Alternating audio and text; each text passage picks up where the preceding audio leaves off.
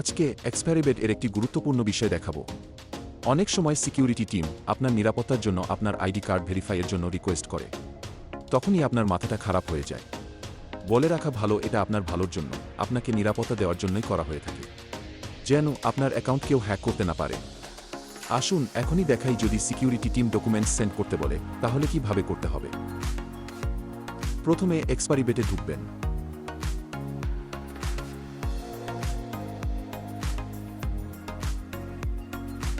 ঢুকে মেনুতে ক্লিক করবেন।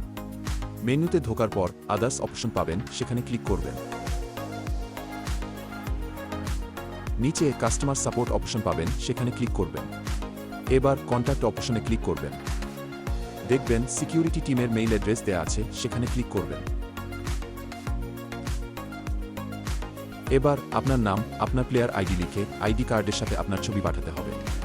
কি কি লিখবেন আমি এখানে লিখে দিয়েছি, আপনিও একইভাবে লিখতে পারেন।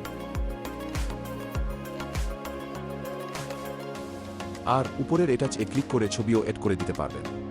তারপর শুধু উপরের সেন্ড এ ক্লিক করবেন। মেইল করার ঝামেলা সহজেই শেষ। Thank you guys.